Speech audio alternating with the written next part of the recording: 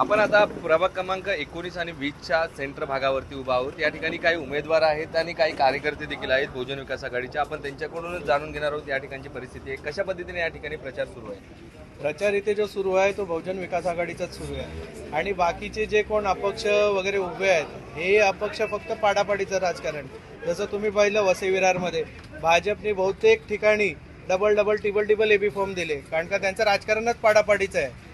आणि तसे इथे अपक्ष उभे आहेत, दुसरे उभे आहेत, ह्यांना मतदान म्हणजे भाजपला मतदान। म्हणून मी इकडच्या सर्व जनतेला एक विनंती करतो की तुम्ही गेली 35 वर्ष 40 वर्ष इथे जे काही बघितलं ते आपण मुले बघितलं, बहुजन विकास आघाडी मुले बघितलं। आज तुम्ही बघा ही रस्त्याचं काय परिस्थिती आहे, खड्ड्यांची काय परिस्थिती आहे, गटाराची काय परिस्थिती आहे। फक्त एक जसं मागच्या मोर्चामध्ये युवा आमदार क्षितिजदादा यांनी पुराव्यासकट कसे एका रस्त्याचे 4 टेंडर काढलेत, असे भ्रष्टाचारी लोकांना जर तुम्ही सपोर्ट केलं तर मग पुन्हा पूर्ण 5 वर्ष आपली खड्ड्यात जातील। म्हणून मी इकडच्या जनतेला विनंती करतो की फक्त आणि फक्त शिट्टी, 4 उमेदवार शिट्टी, याच्यावरच चिन्हासमोर बटन दाबून तुम्ही या सगळ्या उमेदवारांना विजयी करा, हेच माझं वसई विरारच्या जनतेला आव्हान आहे। निश्चित दादा, तुम्ही काय सांगणार? आज या ठिकाणी माजी आमदार हितेंद्र ठाकूर या ठिकाणी कॉर्नर मीटिंग घेतलेली आहे, कसा प्रतिसाद? आप्पा या कॉर्नर मिटिंगसाठी आलेले, कॉर्नर मिटिंगला फक्त 100-200 लोक दुसऱ्या पक्षाचे जमतात। आज इथे जवळजवळ 1000 ते 1500 लोक कॉर्नर मिटिंगला आले होते। इथेच आप्पाचा सिटीचा विजय विरार वसई महापालिकेमध्ये महापौर बसणार हा पक्का आहे। आणि जे अपक्ष उमेदवार इथे उभे आहेत ते भाजपाचे आहेत, भाजपाने उभे केलेले आहेत की सिटीची सीट पडली पाहिजे म्हणून। आणि ते जसं रिजेक्ट लागला भाजपा 17-18 तारखेला भाजपामध्ये प्रवेश करणार किशोर धुमाळ। काय वाटतंय, काय विश्वास वाटतंय? विश्वास पूर्ण वाटतं 100%।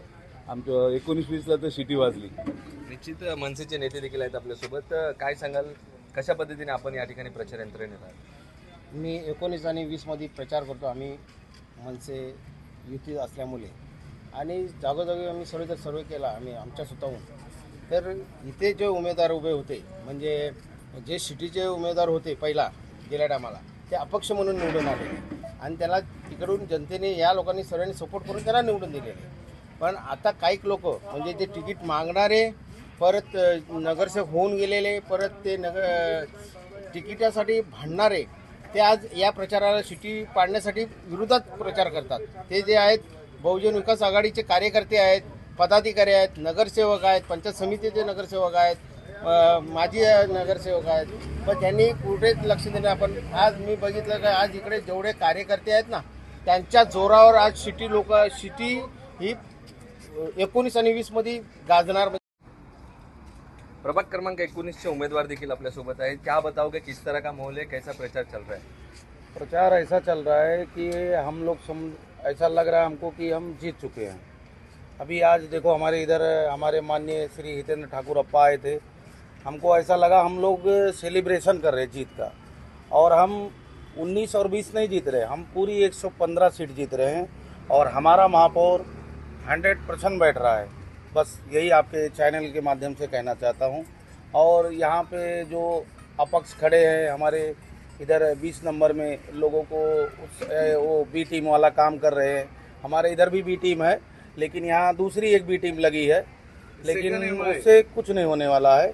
यहाँ की जनता जान चुकी है कि हमको सिटी को चुन के लाना है। Thank you. निश्चितच आपण जर बघितलं असेल तर बहुजन विकास आघाडीचं पारडं हे कुठेतरी आपल्याला शेवटच्या प्रचार यंत्रणेच्या टप्प्यामध्ये जड झाल्याचं आपल्याला पाहायला मिळत आहे। संदीप गायकवाड, APS मराठी, वसई।